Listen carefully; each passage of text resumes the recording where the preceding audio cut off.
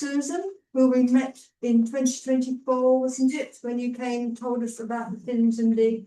And now Susan is coming to give us a lovely update on what they found of what it all means. Okay, thank you.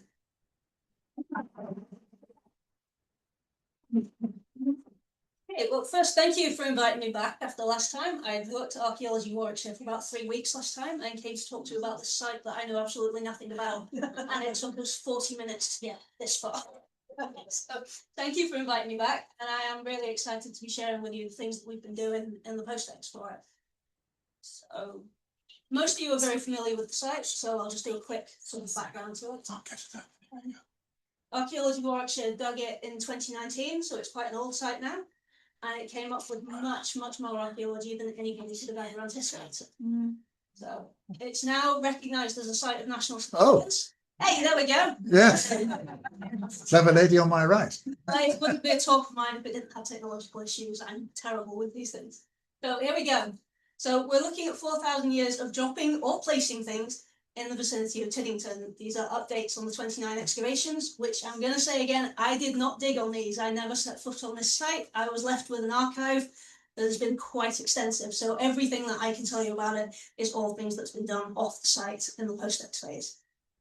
So if we move on to the next slide, please. Yeah. I'll continue to do my best Chris Whitty and COVID impression as we go through. So what I'm hoping to tell you today is give you a brief introduction to the site, because most of you know of it quite well. Give you a brief trip through time, which is the site chronology, which is what I've primarily been working on in the post-ex. I'd like to show you some of our really nice finds, talk you through some of the things that we've been doing with the human remains. So warning to anybody who's squeamish, I do have a couple of slides of human remains. They are part of the project, we do have to talk about them. I will touch briefly on our contributions to the genome projects that we're doing with Tiddington, and then look at our conclusions, thoughts, and tasks for the future, and hopefully answer any questions that you have about the site. Hey, so next slide, please. I've lost my cursor. Where is it? Oh, there you are. Go on. Thank you very much. Okay.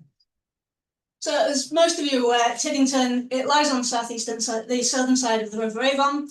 It's previously had circumstantial evidence for Neolithic Bronze Age in the landscape. There is a Roman settlement to the northeast of it, which is sort of up this way. It's the red lines, and burials at the golf course. Which, if I've got myself the right way around, the burials at the golf course were this yellow area here. So we knew there was a Roman cemetery up here, and we knew that there was a lot of Roman settlement going on around the red lines there. Other excavations turned up Saxon burials, but they were very much limited to this area where the Alveston Manor Hotel is, to the southeastern side. There are other things going on around the site. So we have Mesolithic, Neolithic, and prehistoric activity down here. We have further Roman activity around here. I think the orange ones are previous digs that have gone on up here. And all the found things, because Tiddington is quite famous for being mostly Roman, which we've gone to spectacularly go against with this site. So it's been a significant area of archaeology for a long time. It's been known about since the 18th century when Roman material started being produced in this area.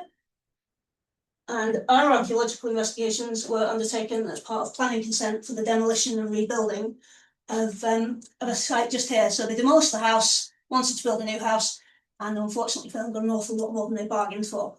However, the owners of the house were really good to us. They totally understood all the archaeological constraints and things with it, and were really interested in the archaeology that we were doing. And so we were able to keep going with a site that produced way more than we could ever have expected or anticipated. So we now have a site that is nationally significant in terms of UK heritage, and we are hoping to, big hope, get the post-excavation assessment report out at the end of this year, which would allow us to obtain funding to take it to further publication, which will be really exciting. But that all depends on my workload for the rest of the year and whether I can get it done on time or not. So next slide, please. So this is the site. I'm sure some of you have seen these images before. This is at two different stages of the excavation. So when we first stripped it off, we came across the buried soil level, which was here. We knew it was different to what the underlying geology should look like, and we could see skeletal remains in it. So we very carefully went through everything, starting with shovels, brought in a mini digger, discovered it didn't work because there were too many burials there, and had to go back to hand digging. We had several layers of human burials all on top of each other, which took months and months and months to excavate and catalogue. And then once we'd taken the human burials out, you can just about see it in this picture, there are some quite substantial Iron Age pits underneath them. What we have at Tiddington is essentially two sites that are potentially of national significance sat right on top of each other. They're things that haven't particularly been seen in the county of Warwickshire before, and they are very, very significant to the history of the area, which is why it's so important that we like to come out and share all the information with you, and why we really, really want to get funding to give the site the publication and the outreach that it really deserves. Next slide, please. So this is what I've been doing, which is a chaotic riot of colour that nobody can really understand except me, because I put it together. So what we're looking at is every single feature that was excavated on this site in a riot of colour. There's over 1,000 features here. They're all sat on top of each other in a space not much bigger than this room. So, well, possibly this room and the next door room, but it's not much bigger than this room, really. And everything is quite densely concentrated towards this end. For the purpose of this talk, I've ignored the other areas that we had. We had an area to the north of this one which had the Roman material in it, which I won't really be touching on today. Over this way, we did a watching brief out that picked up some more little bits and pieces. No more burials out this way, though, they were all here. And over here, there was another bit of excavation work that went on that picked up a few more of the burials. But this was the main area that we found everything in, so this is the area I'm going to be concentrating on. So the foundations of the demolished building are brown colour here, so we can largely ignore those. Every other colour on there is either a Saxon burial or an Iron Age pit. We had one or two medieval features, which I think are the black ones lurking at the top, but otherwise that's what it is. So in order to understand the site, we need to make sense of this mess. So if we move to the next slide, please. This makes it a lot easier to see. So the Iron Age sequence, I have 600 pits, I think, belonging to the Iron Age sequence, of which these ones appear to be the earliest. I can only work off stratigraphy at the moment. The pottery that we have that comes out of these pits is very, very homogeneous Middle Iron Age. So we can't say what's early, what's late. It could be that these were all dug within the context of 100 years. It could be that they were all dug within the context of a generation. We don't know how long this pit cluster spans in terms of period until we can maybe get some carbon dates or different types of dating off other finds. So we have one burial associated with this period. We think this is a male skeleton, and he's buried just over there. And this is the only skeleton that we have belonging to this phase that isn't Saxon or potentially Roman. So he's a very early fellow. And our thought at the moment is that he might be the reason that everybody's here. So it could be that he's a very important individual. He's been buried out here where he's close to the river on a slightly higher gravel plain where everybody can see him. And what we think might be happening based on the pottery deposits and the animal remains that we have is that people are coming out here on a fairly regular basis, holding feasts and burying their pots afterwards. Quite why they're doing it, I'm not sure, but we'd be interested to find out what they were up to. But this does seem to be the case. It seems to be a place that these Iron Age people are coming back to again and again and again. And with little else to go on, we're thinking that perhaps they're coming out for this chap because he might be important. Could be completely wrong, but at the moment, that's the best theory that we've got. So these are my first phase of pits. So if we do the next slide, please. And my intention with these somewhat potentially boring slides is to just show you how many pits built up and whether we can see any patterns in them or not. Apologies if the colour changes aren't too good. I did run out of colours when I was doing this, so some are a bit similar. By the time I get around to publication, I will have found the colour scheme that works, that is visible for everything. But for the moment, you're just having to make do with my rough things. For publication, they will also be a lot neater. This is just me trying to work the system. So this is the second set of pits. Again, I can't say how far apart they were dug from the first ones, but the first ones were definitely filled in before these were dug. So whether they were filled in a week before, a year before, 10 years before, is anybody's best guess. And it may be that all of these pits in the purple colour do not belong to the same instance of digging. Some of them could be 1 year, some of them could be a year after. I've literally just broken them up like this because it makes it a little bit easier for me to talk about. So we got lots of interesting pottery from some of these ones. The big one in the middle produced a lot of animal bone. There were a couple of others that produced animal bone. The animal remains that we're getting consists largely of large joints, so sort of leg bones, potential joints of meat. We get the occasional complete animal burial. We haven't had them looked at properly yet. I know one of them is a dog. I think that came from down here somewhere. Most of them seem to be sort of cattle bones. So that's why we think they're looking at feasting and things. They seem to be joints of meat that you would eat. And the pottery is usually buried quite structured. They haven't buried complete pots. Nothing we have is complete in terms of it came out of the ground as a pot, but we do have complete pots that have been broken and placed very carefully into the pit. So they've stacked them up bit by bit, but they broke it before they buried it, which is why we think they might be doing feasting, ritual feasting, and coming back every year, feasting and burying their pots. The gully that we've got going along here, it may have initially been the boundary to the activity, but as you can see in both instances, there is activity going on above it.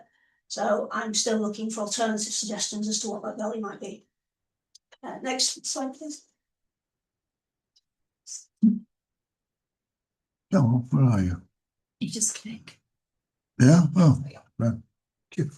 So again, it's most of these slides are just going to be building it up, so hopefully I won't spend too long on some of them. The biggest difference we have with this collection of things, which cut into the second set of pits, is that we seem to have quite a large ditch down at this end. Otherwise, everything else is still pits. Business seems to be continuing as usual. We have more animal burials, we have more pottery burials, we have other bits of flint turning up, and otherwise, other than digging pits for reasons we don't understand, we're not sure what they're doing or why. There is no evidence of dwelling that we have anywhere around it that could be associated with these pits. The people who are living here are simply coming here, digging the pits, holding their feasts, their Iron Age barbecue, if you will, and they're burying their rubbish. They're being very tidy about it. So this is what they seem to be doing. So if we move on to the next slide. Oops, Oh, gone too far forward there. sorry. It's not the end of the world, to be honest. You can leave it up. It is literally just clicking Yeah? the pits. Yeah, leave it there. Yeah, so we've gone through sequence 5 and sequence 6. 6 and 7 are both in here. 5 is, I think, the dark purple ones in here. But as they weren't particularly clear to differentiate from each other anyway, it doesn't matter too much that we skip forward. So these are all of the pits now. There are no more Iron Age pits on site. They're all here. As you can see, they're all very much concentrated down this end of the site, which is why we thought that this linear could be a boundary, but there are also a couple that jut out this way. The burial that we had was over here, and it does seem to have been sort of obliterated by there. We can't tell that they've definitely been respecting it. Things are cut into the top of it, so it's possible they forgot where he was buried, or maybe he wasn't the important thing that they were all coming back out there for. What we can see from this is there's a strange ring pits here belonging to this one. Now that's the first phase in which, part of the sequence in which I've been able to see a pattern that suggests that these pits may have been dug at the same time as each other. But what it is, I don't know. As it's towards the end, perhaps they were putting a monument in there, perhaps there were wood pillars or something in it, but at the moment I have nothing to prove that, so it just seems to be a partial ring of pits that may or may not be a marker in the landscape. I would need to check for certain whether pottery came out of those or whether they were empty, because most of them did produce pottery. From these pits, we have one of the largest assemblages of Iron Age pottery that's ever been discovered in Warwickshire. So it is really, really important. We have some very nice bits as well, and I'll show you at least one of those later on. So if we go to the next slide, please. Oh, we broke it now. Yeah. There we go. Okay, so this is it's still area 1. As I said, most of our Roman things, they occur to the north of this. What we did have, this pale yellow, appears to be a Roman deposit, a Roman soil that's over the site. We got a couple of artifacts out of it, not a lot, just a couple of fragments of Roman pottery and things. So we think it's Roman. There's a chance it could be something else. But it covered this whole area, so it's almost like a layer that sealed the pits, which if there was a monument or something through those rings, perhaps it was demolished, levelled, and then the site was used again for something. The yellow features that I have here, these are my undated Saxon features, so I know they're Saxon, but I can't fit them into my stratigraphic sequence anywhere to say whether they're earlier or later in the sequence of what goes on. And the red ones on here, are potentially Roman burials because they sit underneath this soil, so they're earlier. But they don't seem to be Iron Age, so it might be that we've got 1 or 2 Roman burials here, which would make a little bit of sense because they do tend to reuse prehistoric sites occasionally for burials in certain situations. But that's about it for that one. If we move on to the next one. So this is where it started getting really interesting. So the Saxon burials cover the whole site. They don't pay any respect or anything to the Iron Age features. It's as if the Iron Age features simply were not there. They've happened, they've been buried, and the Saxons have come in essentially to a completely cleared site that they seem to have used for burial.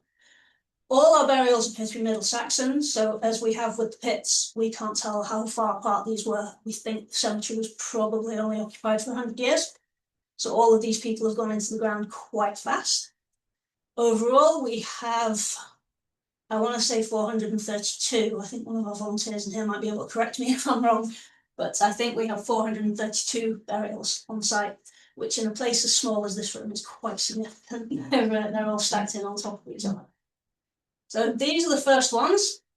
This is the earliest part of my sequence that's cutting into the geology. So these managed to mysteriously miss the Iron Age pits and cut directly into the geology. If we go on to the next slide, please. Yeah, these are the burials from the same sort of phase. They're not cutting into any other burials, but they are cutting into the Iron Age pits, so they potentially belong to the same period of digging as the other ones. And the next slide, please. And these are the ones that are cutting definitely into the Roman layer. But which of these burials is earlier, which of these is later, I can't honestly say. Although it looks a little bit on the plan like some of them are cutting into each other, these don't actually touch each other. But that's our first phase of Saxon burials.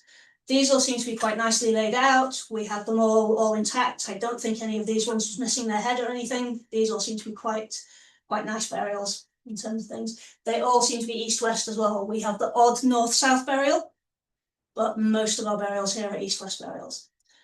Next one. Again, I'm just going through these and building up the sites to show you how they all sat on top of each other. And again, the colours are not very good for differentiating what came first and what came second. So as we start getting further through the sequence, the burials do start intercutting with each other. So if you go to the next one for me, please. Yeah, so we can see they're just building up and onto the next one. This one, where these blue burials come in, seems to be a most intense sort of point where three burials at least are underneath these ones. So these all cut into 3 previous burials. A lot of these ones have what on site were called bone coffins. So it's where they've dug into the burial underneath and very carefully removed the skeleton, cleared it to one side, and built sometimes quite elaborate bone structure boxes around the top and bottom of the skeleton, the body that they're putting into the grave now, which makes it look to us like there's some really elaborate bone coffins going on. It's more a charnel thing. It's just that they've been considerate in how they've dug into a previous burial and they carefully pushed it to one side. We have a variety of finds that come out of this that suggest we have quite a high status Saxon burial ground here. We've got some very nice brooches, we have hairpins, we have shroud pins, we have a couple of coffin nails and other bits of coffin furniture. So there seems to be a variety of status going on the site. We have a lot of child and neonate burials that all seem to be sort of up at this end. And a lot of the skeletons from this layer seem to be missing their heads. Though, whether that's deliberate or not is up for debate because there are that many bodies being interred here. They're all being disturbed. It could be that heads have been accidentally removed. It could be that heads have been deliberately removed. We're not sure at this point because the skeletons haven't been examined in enough detail to be able to tell us whether or not they were disarticulated after burial or whether the execution was a cause of death or undertaken shortly after. So it could be that a lot of the ones missing heads are missing them accidentally in terms of what went on later on site. Next one, please. And skip straight on to the next one. It's my last one. So from most of what we can see with the skeletons, they seem to be clustered around, but they leave these 3 areas quite vacant the whole way through. I don't personally have a theory on that, but I know my predecessor who dug the site is very keen on the idea that one of those voids contains church.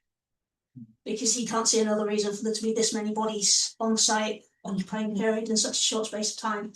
And I'm inclined to agree with him, but I don't have any evidence of the church. It's a very, very nice theory. It would nicely explain why there's those voids there, if there was a structure or something there that the burials were clustered around. And when we start interrogating the data a little more, see where the higher and lower status apparent burials are, where the neonate burials and the child burials are, and if we have a division between male and female burials, we might be able to see whether there is a hierarchy in the cemetery as to who was buried where, if that is a church structure. Next one, please. Right, one more interesting slides now. Hooray! I know they were quite tedious, those ones, but I've been very proud of that work because that's what I've been doing for a year. And you all asked for an update, so that's my update. Okay, so the finds are quite exceptional for the site, some of them. So this is hopefully going to form the main part of it all.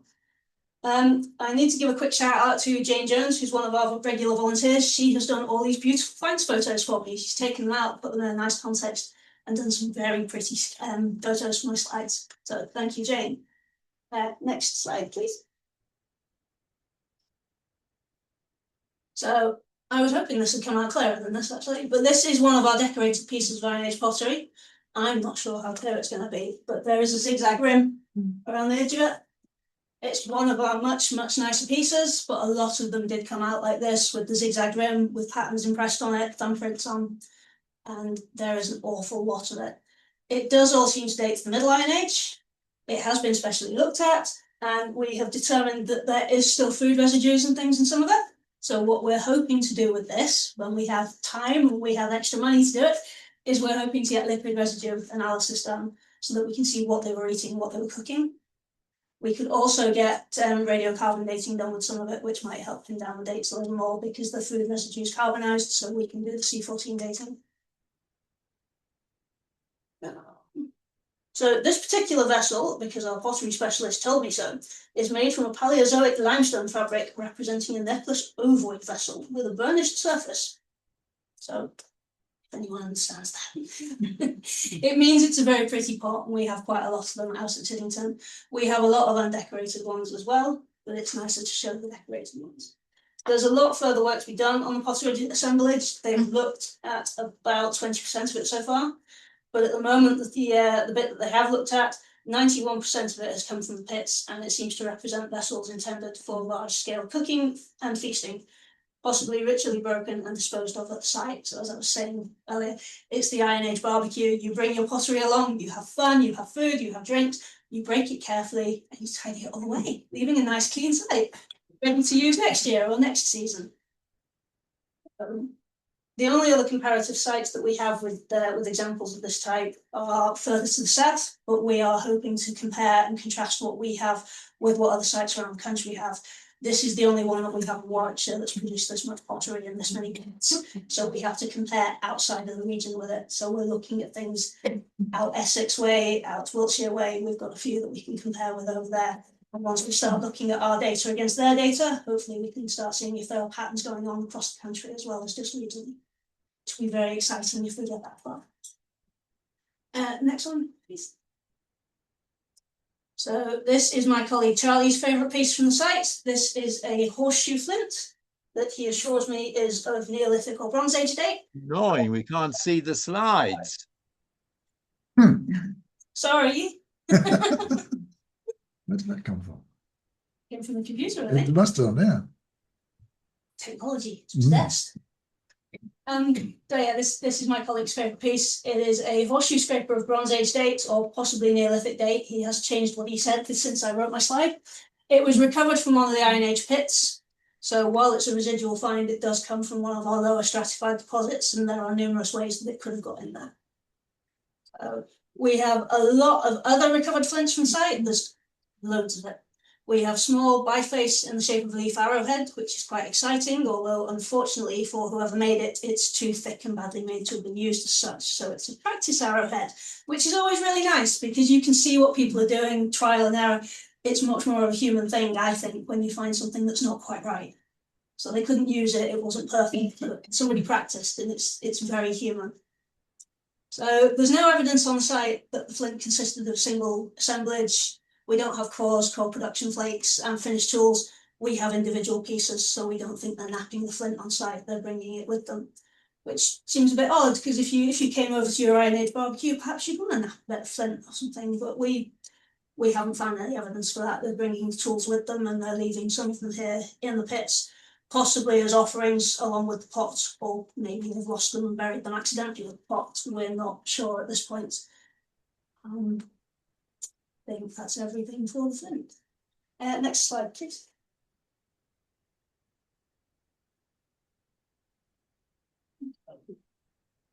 And yet these are our bone combs. These came from the burials. Now, these ones can be Roman or Saxon in date, so we're not sure whether what we're looking at with these particular combs is a Roman burial or a Saxon burial. This one, well, it's missing two of its spines and the handle. The handled bone combs are typically Saxon, so that one definitely came from one of the Saxon burials. The stereotypical thing would be to suggest that it came from a woman's burial. Frankly, I don't see any reason why a bloke can't be buried with a coat. Some men really like their hair. But yeah, it's an indication of what they were like, what these people were doing. They have their combs. They're interested in how they look. Some of them wanted to take their combs with them into their afterlife. So we have some very nice ones here. These are the best two, but I think we have 4 or 5 of them, particularly these ones. I know there's a few of those that are in the assemblage. The handled one is about 5 centimeters long. There isn't scale on these actually. That's about 5 centimeters long, and the handle we've got on for another 10 perhaps. Yeah, if we move on to the next one, please. So the ferrous metal objects, there was a lot of excitement on site when they found this one. It looks very corroded, but it is an iron stylus, so it's pen. So we're looking at literacy on site. At least one of the Saxons who was buried here could write, which is, it's really nice to see, because they presumably had a job or a task that involved them needing to write things. It's again just another one of those really human things. I'm not sure I'd want to take a biro with me, but I do have a fountain pen I'm very, very partially attached to. So yes, maybe if it was part of your job or part of who you were, want to take your pen with you, why not? These ones here are more sort of typical run-of-the-mill finds. We've got a couple of blades here, so knife blades, probably attached to waist belts and things. Some of these things were found in situ, some of them, because of how much was going on the site, are just recovered from various layers and deposits, and we can't attribute them to any of the burials, which is really unfortunate, because it would be quite nice to be able to attribute them to burials. But alas, we can't do it with all of them. We've got one of the nails here that looks a bit more like a typical Roman nail, with the squared head and the short stubby bit. And these two are bits of coffin furniture, so you've got a corner piece just here, and one of the sort of plate blocks from the top. Next slide, please. So this is a fun sort of slide that I thought I'd show you with X-rays of our metal artifacts. So we're hoping to be able to look at what we've got and see how high status people were on the site, and how status might have varied across the site. We can see some of the more interesting ones on here. It's one of the hairpins just there with the scrolled ends. There's the Roman fibula brooch over here, an annular brooch that way, a couple of strap ends for probable belts, lots of nails. Not sure what this one is, and other bits of nails and coffin furniture. So it will be interesting as well to map out which burials we think had coffins and which ones didn't, because that could be an indication of their status. Likewise, the ones who had shroud pins and who didn't. With a number of our skeletons, we can see that they probably were shrouded because of the way the bones lie. We have a lot that taper through the feet and look like they've been bound, and we have others who look like they probably weren't. So again, it's something that we can explore when we have more time and more funding to do it, is what the sort of hierarchy through the cemetery was. Next one, please. So I've just got a couple of examples of our nice loom weights to show you. The longer one on the end is made of animal bone, which is polished, and a bigger sort of one that came from one of the Saxon burials. Again, if we're going to be stereotypical about it, it's probably from a lady's burial. Weaving, ladies, could be. And the round one is a clay one. This one looks like it's the bottom part of the pot that's been repurposed or something. So we have loom weights. Next one, please. And so these are our nice bronze ones. So we have a nice collection of bronze finds on site. You can get coins, finger rings or earrings, ornate hairpins, our lovely fibula brooch, a round brooch, which may be Roman or Saxon, and a possible shroud pin, although actually I have a different interpretation for that on another slide, so we'll move on. Yeah, next one, please. Okay. So the circular plate brooch, it could possibly be an enamelled Roman type one, or it could be a Saxon applied disc brooch type. So either way, it would have had a lot of colour in the front of it. So it wouldn't just be the iron brooch, it'd be a highly polished bronze, sorry, not iron, a highly polished bronze brooch, so with a glossy bit on it, perhaps some inlay on it, and probably some really, really bright colours on it. The coin has appeared just there again as well, I have that on another slide, and these two spiralled hairpins which came from separate burials and are probably an indication of Saxon hairstyles at the time. The ring here, it's got a bulbous bit just here, which makes me wonder whether it's an earring, but I think it's a finger ring. Unfortunately, it wasn't found in situ, so we don't know whether it was attached to somebody's finger or near their head. Either way, it's a very nice piece, and it shows us what the Saxon people were doing in Tiddington in terms of how they dressed. Next slide, please.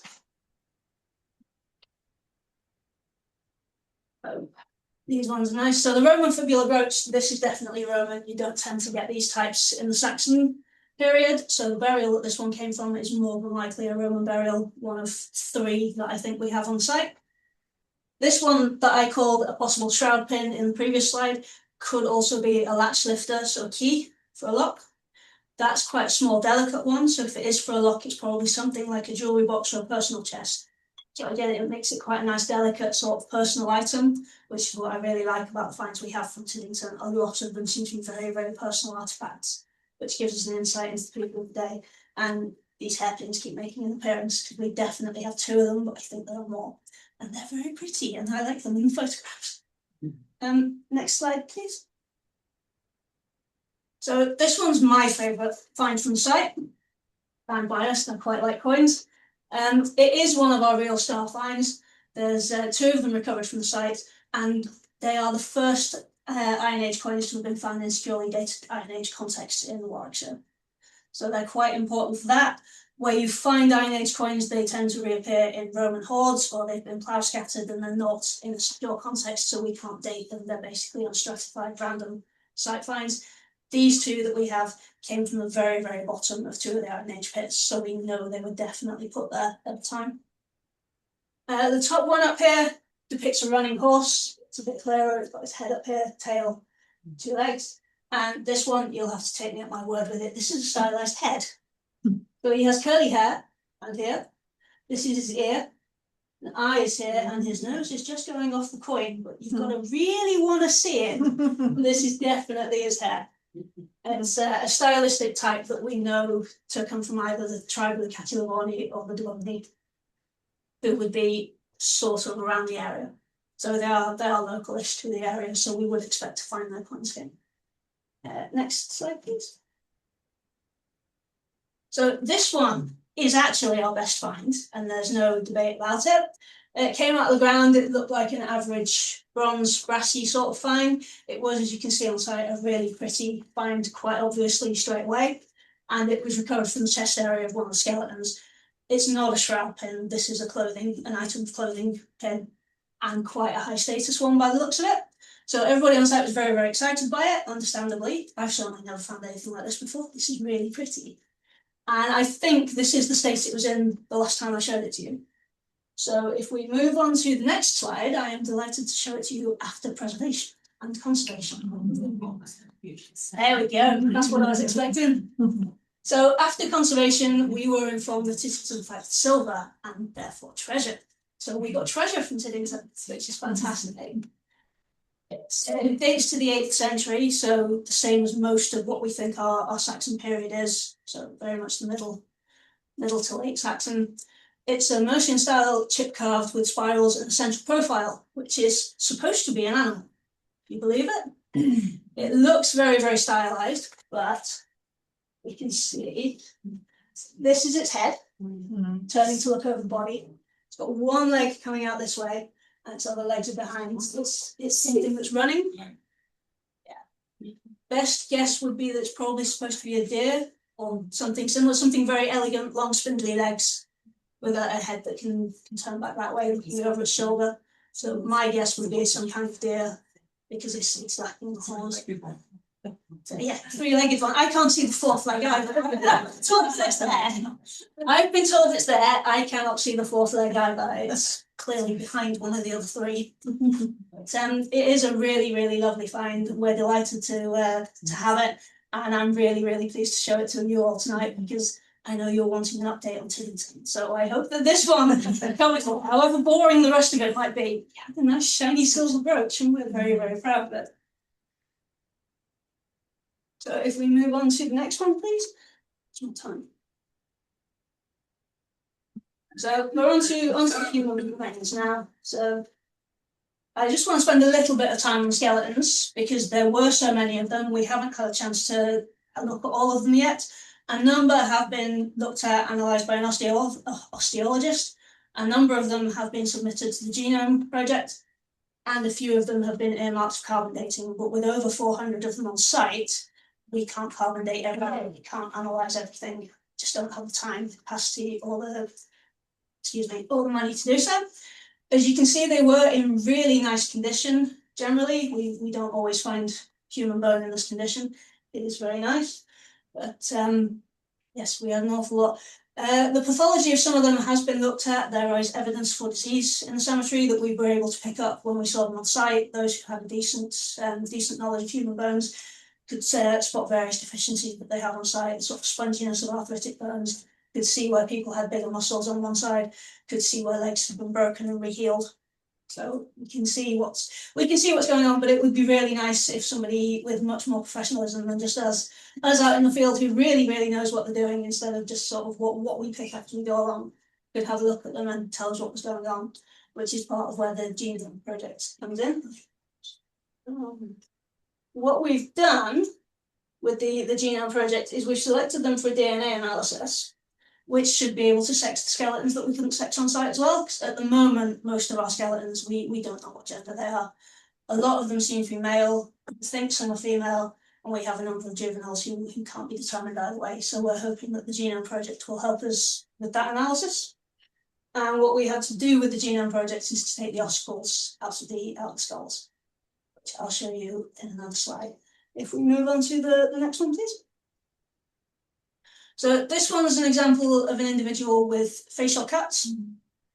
It's not the clearest, perhaps, but he has been, this poor fellow has been hit in the face with a sword. It's a very, very sharp cut that comes straight down the side of his nose and his jaw. That's not a natural degradation from being in the ground. That has been a very nasty sword chop to the face. So it's more than likely that's what killed him. There's no repairing bone growth or anything, and I doubt anyone would survive half the face coming off. But we see other ones that show us disease present in the population. So there's other skulls with pitting around the eyes, pitting up back, abscesses behind the teeth, which should help us look at what their diet is as well when we can get right into it. Next one, please. So this is Becky and Trevor, who spent ages removing the ossicles from the skulls. Yeah, Becky sent me this one because she said it showed how they were doing it, but actually it looks like Becky having fun and Trevor working, so it's probably about normal, I think, in our office. But yeah, they had to be fully suited up. The ossicles can't be touched by us, otherwise it contaminates them. So gloves, masks, keeping everything away from them and working in a sterile environment as we can so that we don't contaminate them with any of our DNA. They like to have the ossicles because they're inside the skull. So if you have an intact skull, then there shouldn't have been any real contamination of it. As long as the dirt hasn't got inside, there's no real contamination, so you can extract the best DNA from the ossicles, which are the inner ear bones. Next slide, please. So the ossicles are perhaps better known to the rest of us as the hammer, the stoke, and the anvil, the little bones inside your ear. And they are really, really tiny, and they look like this when they're inside your ear. And they are the best for extracting the DNA. So yes, Trevor and Becky spent ages and ages and ages going through the skeletons, and every complete skull at Tiddington they were able to remove the ossicles from. So we have a very large collection of them that we can submit for DNA analysis. and we've had a very good success rate in that. So if we move on to the next slide, please. The Genome Project is where it all gets very confusing and sciencey, so I will explain what they've told me, and I promise I'm getting to the end of this now. So, it's work that's being undertaken by Tom Booth and the team at Crick, and they're aiming to sequence whole genomes from 1,000 people who lived in Britain over the last 10,000 years. So not just from our Tiddington site, our Tiddington skeletons have been sequenced alongside skeletons from all over the country, so that we can start to see possible migration and things, where communities are related, where communities have moved.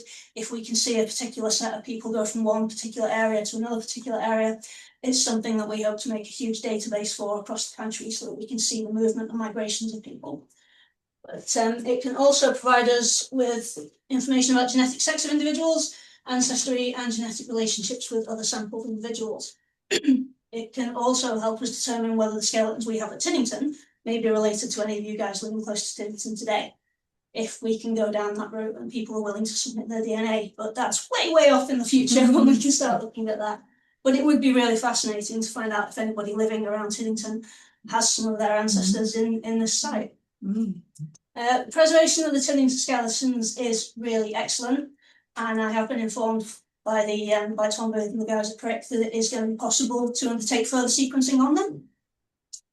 So where we have concurrent sex individuals, we should be able to do that, and they can look for organisms that cause disease. So what they can do with the Genome Project is also look at how disease might have changed through the lifetime of the cemetery, and using other skeletons across the country, map how disease has changed across the country and through time. It's a really interesting project, and we're happy to be submitting our skeletons and our remains to that to further the interest across the country in the study. Next slide, please. So again, apologies for the very data-heavy slide. What has the Genome Project learned so far from the Tiddington remains? And I'm going to have to read it completely off this because I think half the words I didn't really understand. So it's a very data-heavy slide. But what it's telling us is that DNA has been extracted in the first stage of screening completed on 20 of the Tiddington skeletons. So out of our 400, we've only been able to submit 20 so far. So it's quite a small selection, but it should give us interesting results. And again, with the publication of our post-excavation report, hopefully at the end of the year, we're hoping to secure funding so that we can do further work. So the first stage, what they've done already, assesses DNA preservation by sequencing with an aim for 20 million sequencing reads per sample. I have no idea what that means. It's some important sciencey stuff. 63 skeletons from this site have been assessed, sorry, not 20, so we've got bigger assemblies than I thought. 4 of them aren't viable for deeper sequencing, so out of the 63 that we've submitted, 4 of them we can't go any further, but that means that we can go further with 59, which is a great result. Androgynous content, which is up here, that's this column. That represents the portion of unique sequences mapping to the reference genome. Again, whatever that means. These words, please don't ask me. And the damage that they have here, that's an indication of the preservation level of authentic DNA. So that's where it's not been contaminated by anything. So the higher the numbers, I believe, the better the preservation of the DNA is, which means that Trevor and Becky were managing to get it out without contaminating it at all, which is great. So they've only really been contaminated by what happened to them while they were in the ground before we removed them, which is what we were aiming for with this. And if we move on to the next one, I will wrap us up, I think. Yes, there we go. So what we're aiming to do going forward is obviously first thing we've got to submit our report on what happened on site. Now I've done all that horrendous number crunching and things, I can start writing it up properly and create a true story of what went on the site. And from there on, we just hope to keep submitting to the Genome Project, to other projects, have specialists look at in more depth at our finds, make comparisons across the country, and make sure that Tiddington becomes known throughout the country as the privileged site that it should be, as the site of national significance that it should be. And in order to do that, we need to do these talks, we need to get out here, we need to tell you about it, but we also need to push the work forward, which is what's starting at the moment. So when is this, you say it's going to be published? Is it going to be widely disseminated? This bit, not particularly. This is the thing with the post-excavation assessment report, which is what we're doing. It's not a full report. This is what we're submitting in order to say, we have a really interesting site. Please give us money so we can publish this properly. So it will be available probably in several years through the Archaeology Data Service, but it will take a while to get. Who gives you the money? We're hoping English Heritage when we submit it and we ask them. I suspect with this one we might go to some crowdfunding or similar. Because it's something that really, really deserves to be published. At the moment, I work a lot of my free time on this because it's so interesting. I don't have time at work because I have to fit this one in around my other sites. So there's a lot of my free time is going into it. A lot of some other people's free time is going into it. But we're hoping that once we can get our post-excavation report done, it will be sensational enough that English Heritage will give us some money to publish things and push it further. Anybody got any questions? Yes, Marcus. All these bodies in a small space, this is how deep or what is the depth of the site going down to the Iron Age? Down to the very bottom of the Iron Age. The deepest Iron Age pit was 2 meters, and above that the burials were taller than me. So about to the bottom of the Iron Age pits from the very top of the topsoil.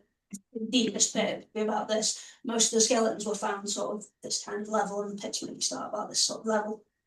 So I don't know how well that helps. It's a scale of me. Any other? The Saxon burials, were the people Saxons, Angles, Anglo-Saxons, Mercians, or English? That's the question. That is the question that we hope to discover. That is hopefully what some of the genome mapping can tell us. If we can do isotopic analysis, we should be able to do that as well. But at the moment, we can't tell. But that's a question that we would very much like to know the answer to. Where are you keeping all this stuff? At the moment, it is all in the archive at our office, Which is just out of Leamington Spa. So we're Archaeology Warwickshire. We're in the industrial estate, and just out of Leamington Spa. have you got enough Proper proper things to keep stuff in? Everything is stored properly. Yeah. We're very particular about how we store things. Everything is very much stored properly. It's all taken care of where possible. It's in controlled conditions. Is there any possibility of some of these people being reburied at some point? Or are they always going to be above ground from now on? That's a loaded question. The idea is quite often that we'd like to rebury where we can. There are usually caveats and burial licenses that once all scientific analysis is finished, there will be a means found where they will either be kept somewhere secure and safe, like in a local archive museum, or if a certain area dictates that they can be reburied. But quite often, a lot of them will end up in boxes in museums until we get there, because they can only go back when scientific analysis is finished. So that's an ongoing. It's an ongoing Yeah. thing. It's a very long-term thing. But Yeah. I know that the goal in a lot of places is to eventually, put them back somewhere. Good.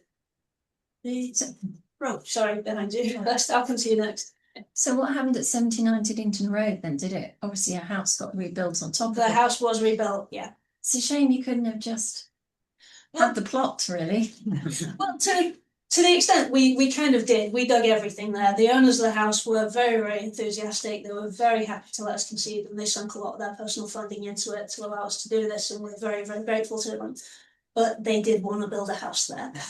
And the thing with archaeology is that it's a very destructive process. So given that we'd removed all the burials to get to the Iron Age pits, and then gone all the way down to the bottom of the pits to find out what was going on, by the time we moved off site, there wasn't anything left there to preserve because we dug it all.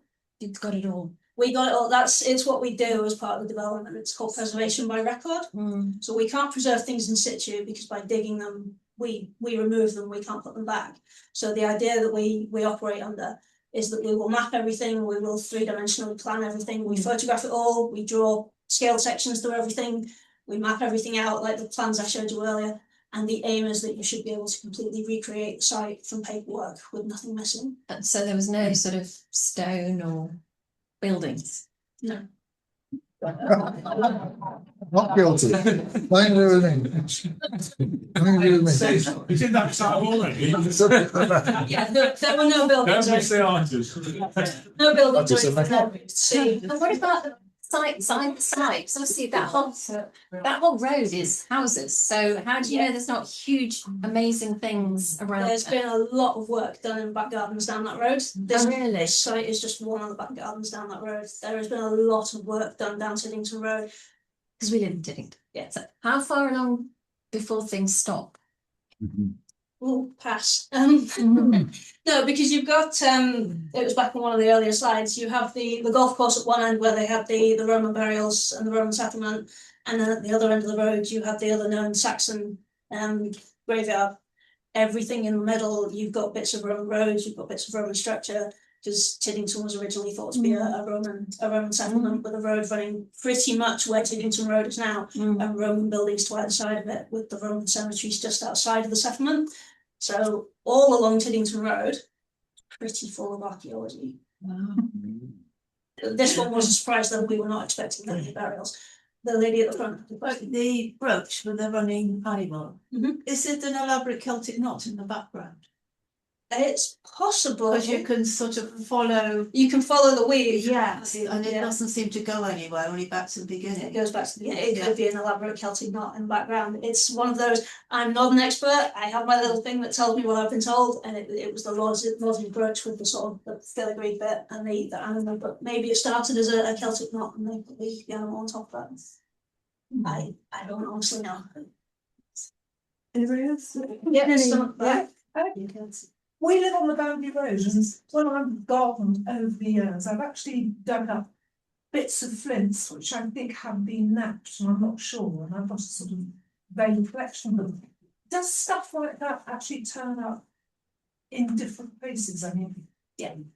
it Yeah, does. naps flint will turn up. I am terrible with flint as to whether it's been actually worked or the machine broke it or it's been frost shattered. But yes, flint will turn up everywhere. We don't have many settlement sites for the Paleolithic, Mesolithic, Neolithic periods, but they use flint. The societies after them also use flint. You can get flint artifacts through the Iron Age, you can get Roman flint artifacts. They do turn up everywhere. With the prehistoric societies, they travelled a lot, they were kind of nomadic, their flint drops all over the place and things travel where areas have been ploughed, so if you have a lot of medieval ridge and furrow around, it can have been dragged through fields. Because whenever I dig these up, I just wonder if somebody was doing something there. Quite possibly. Yes, see Brian, he'll be able to tell you. Somebody, Lindsay, yeah. Yes, this is all fascinating. Thank you very much for such a good presentation.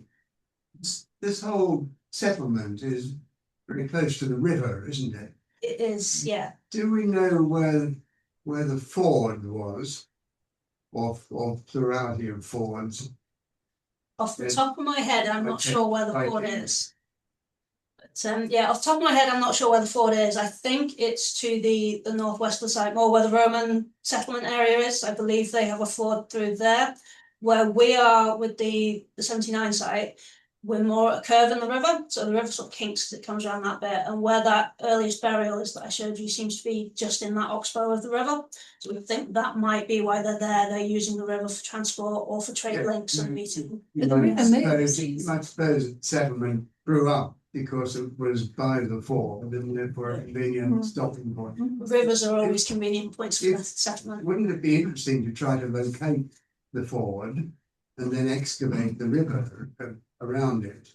That would be really interesting. Rivers are very difficult to excavate. I finished a job recently in the middle of Coventry on Palmer Lane where we diverted the river for a bit, and that was horrendous to do. But yes, it would be fascinating to look at the river because a lot of things get dropped into rivers, a lot of things travel down rivers, and we could potentially find a lot of information out from the lowest sediments if we could get at them. Yeah, it would be very interesting. Has the river changed its course in that time? Sorry, that was jumping on. Yeah. Has the river changed its course at all in that time? It will have done, yeah. We haven't got an exact map for where the river is, but rivers they're always moving. So it will have moved a couple of feet either way. In some cases, they can move several meters. And it would have been wider, Yeah. then, a lot wider than it is now. It's Probably probably go back to the first picture so we can just see where the course of the river is. I couldn't really see it. maybe we'll go back.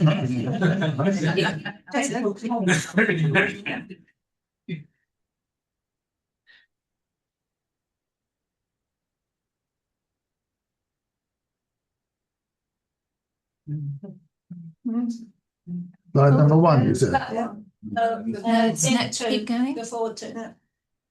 Yeah, So the river is, you're relying on me to find it now on the map, but as I've got it marked very clearly.